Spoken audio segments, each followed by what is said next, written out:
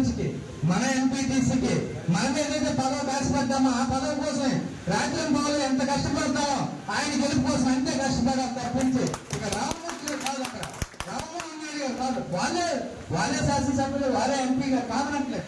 కానీ ఆ పట్టుదల తపన మనలో ఉండాలి తప్పించి రామమూర్తి గారి కోసం ఏదో మనం నేను కలిసానో లేకపోతే మనందరం కలిసానో కాదు. ప్రతి ఒక్కరు కూడా మరి సమయం చాలా తక్కువగా ఉంది, మరొక 15 రోజులు మాత్రమే ఎలక్షన్ టైం ఉంది. నేను అడిగానని అపార్థం చేసుకోవద్దు. ఆ తపన మనందరిలో కూడా ఉండాలి. దయచేసి ఇంటికి వెళ్ళంగానే ఈ 15 రోజులే ఉంది, ఇంటికి వెళ్ళంగానే రెస్ట్ తీసుకోవడం కాకుండా మనకున్నటువంటి మిత్రులు, మనకున్నటువంటి బంధువులతో మాట్లాడి కనీసం మరొకటి ప్రతి ఓటు పెంచే దిశగా మనం ప్రయత్నించాలి తప్పించి రమణమూర్తి గారు కాదు మనమే పోటీ చేస్తాం. మనం పోటీ నేను ఉదాహరణకి వాటిలో పోటీ చేస్తే మొదటిసారి నాకు 400 మెజార్టీ వస్తే మొదటిసారి 550 మెజార్టీ వచ్చింది. మరి నా మెజార్టీ కోసం నేను రాత్రి రోజులు ఎలా కష్టపడ్డాను. మరి గౌరవ శాసనసభ్యులు కాబోయే శాసనసభ్యులు రామమూర్తి గారి పట్ల నేను అదే విధంగా కష్టపడతాను. నాతో పాటు మీరందరూ కూడా ఈ 15 రోజులు కూడా దయచేసి మన వ్యక్తిగతంగా ఏమైనా చిన్న మనస్పర్ధలు ఉన్నా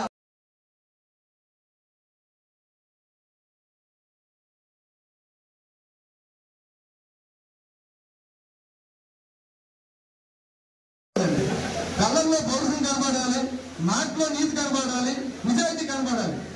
ఆడి వీడికి తగిలించడం, వీడి ఆడికి తగిలించడం, ఆడదానిలో ఎప్పుడు చెప్పండి ఏటి పోయి మనం తగిలించుకో లేరు రాలేకపోయినాము అన్నాం. ఇది తగిలిస్తే లేరు అయిపోతుందా? మనిషి పుట్టుకతో లేరు రావాలి. ఏం నువ్వు చేసినావు? 8 రోజులు నేను వెళ్ళిన తర్వాత ఆయన విపరీతం గౌరవం పెరిగింది. ఎక్కడికి వెళ్ళినా సరే మనం చెప్పాడు రోడ్లు లెక్క ఇప్పుడు నాకు గుర్తులేదు. మొత్తం ఈ నియోజకవర్గంలో ఉన్న రోడ్లే నీ నయ్యాలోనే జరిగింది. ఏం చేసినావయ్యా? నువ్వు బాగుపడ్డావు.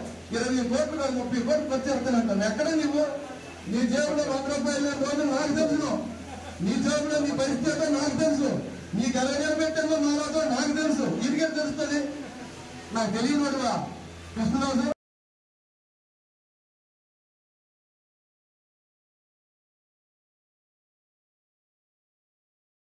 ఎందుకు చేయవలసింది ఉత్తమం అంటే ఆనాడు రాముడు కూడా రావణాసురుడి మీద యుద్ధానికి రాముడు శక్తి ఒక్కటి చాలు, కానీ రావణాసురుడి అణచాలి అంటే ఆ వేళ వానర సైన్యం బలం తీసుకున్నారు. మరి అదేవిధంగా రావణాసురుడు సోదరుడు విభీషణుడు సహకారం తీసుకున్నారు. ఇంతమంది సహకారం తీసుకొని ఆ రావణాసురుడిని అంతమందించడం జరిగింది. అటువంటి రావణాసురుడి పాలనలో మనం అంతమందించాలంటే మనందరం ఏకప్రాతి మీద ఉండాలని గౌరవ మన కాబోయే ముఖ్యమంత్రి వర్యులు శ్రీ నారా చంద్రబాబు నాయుడు గారు ఒక మంచి నిర్ణయాన్ని తీసుకొని ఈ కూటమిని ఏర్పాటు చేయడం జరిగిందని మీ అందరికీ తెలిసిందే. అదేవిధంగా గత 20 సంవత్సరాలుగా నేను కాంగ్రెస్ పార్టీలో, తదుపరి వైఎస్ఆర్ కాంగ్రెస్ పార్టీలో పట్టణ పార్టీ అధ్యక్షునిగా, పట్టణ యువజన అధ్యక్షునిగా, వైఎస్ఆర్ కాంగ్రెస్ పార్టీ అధ్యక్షునిగా, సచివరం నీటి సంఘ అధ్యక్షునిగా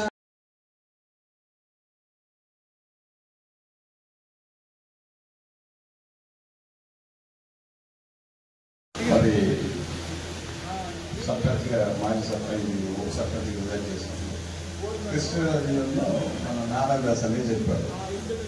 ఒకసారి మాట్లాడరా ఇలా నన్ను ఏం కాకపోడు మా పౌరు అని చెప్పి మాట్లాడమంటారా అంటే అలా కాదు, ఒక మాట నువ్వు మాట్లాడు, ఏం పరిస్థితి తెలుస్తుంది. అక్కడ చిన్నవాడు కదా అలా చెప్పి పాటించాలి. వెంటనే ఫోన్ చేశాను.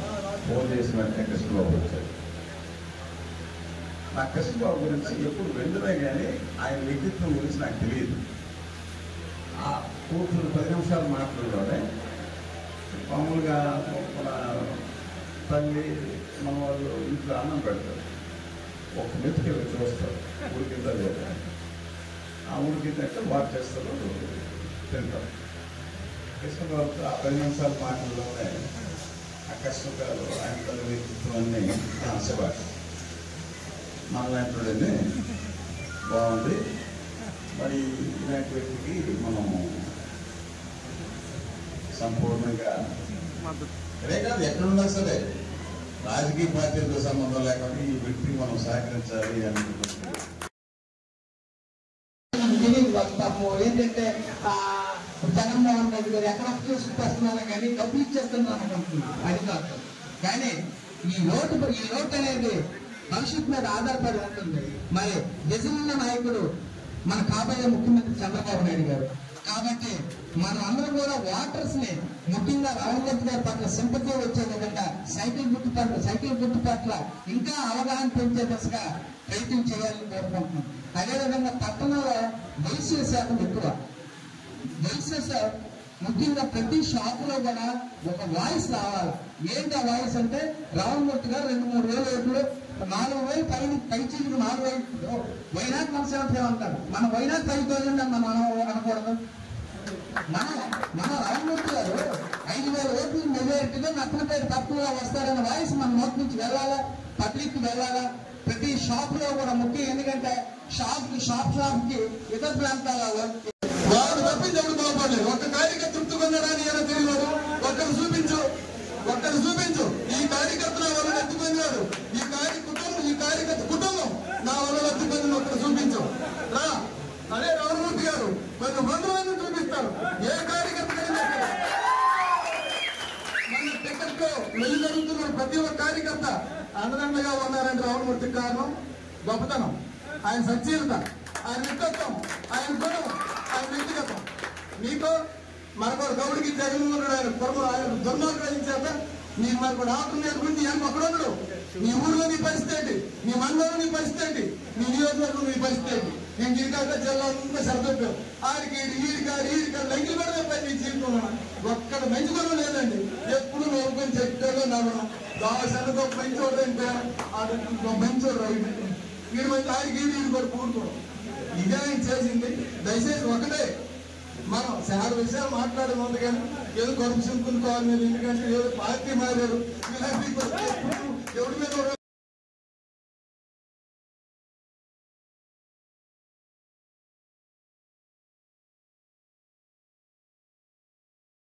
ఆషామాషి పదవిగా కాదు. దయచేసి గ్రహించండి. దాన్ని ఉప సర్పంచ్ గా నేను రాజీనామా చేశాను అంటే ఆ రాజీనామాని ప్రజల్లో తీసుకెళ్లవలసిన బాధ్యత కూడా మన పార్టీ కార్యకర్తలు తప్ప ఉన్నారు. ఇది ఎందుకంటే నేను ఉప సర్పంచ్ ఆయన ఉండి ఆయన పార్టీలో ఏదో బాధపడకపోతే ఆ పార్టీలో సరైనటువంటి విధానాలు లేక ఆయన బయటకు తెలుగుదేశం పార్టీలో జాయిన్ అయ్యారు అనే వాయిస్ ని మన ఎక్కువగా వినిపించాలి. మన ఎదురుబడి అనుభవం మన బలం. ఎదురుబడికి వాయిస్ మెసేజ్ ఇవ్వాలి. ఉప సర్పంచ్ రాజీనామా చేశాడు.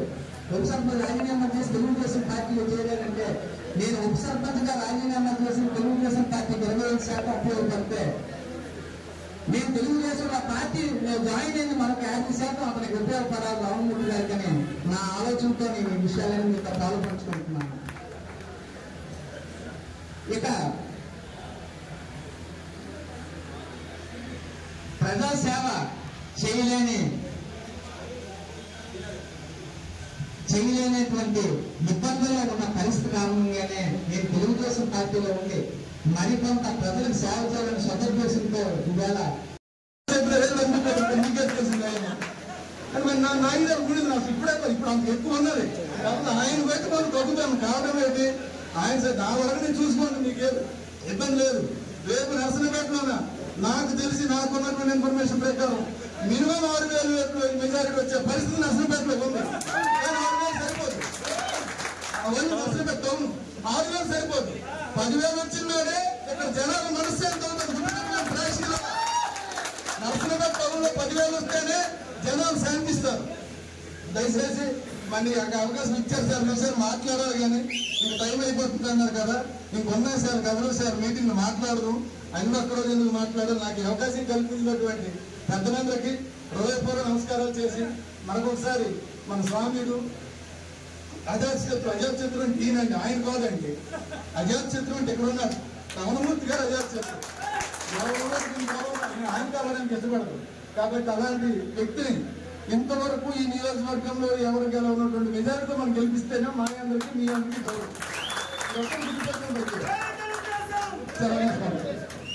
అటువంటి పిచ్చి పట్టే రాష్ట్రం నుంచి మన గ్రామ పంచాయతీ వరకు ఇవాళ వైసీపీ పనితీరు అనుకుంది, నాయకులతో పనితీరు ఉంది. యథారాజా తదా ప్రజా. అంటే ముఖ్యమంత్రిని ఏ విధంగా ఉన్నాడో కింద కలిపి అదే పరిస్థితుంది. ఇది తప్పు, ఇది రైట్ అని లేదు.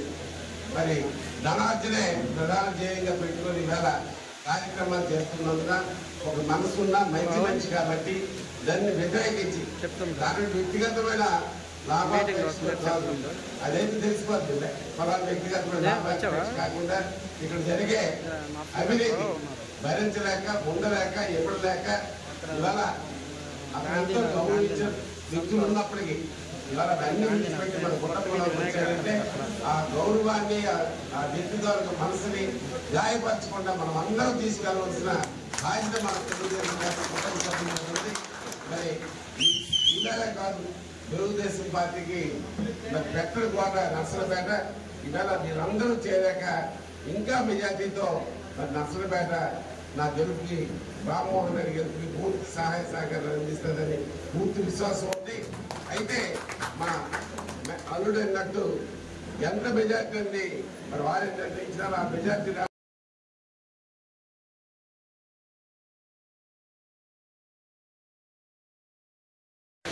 తెలుగుదేశం పార్టీ సిద్ధాంతాలకి ఆశయాలకి వైసీపీ ప్రభుత్వంలో జరిగే ఏదైతే ముఖ్యంగా ఈ పట్టణంలో జరిగే దోపిడీ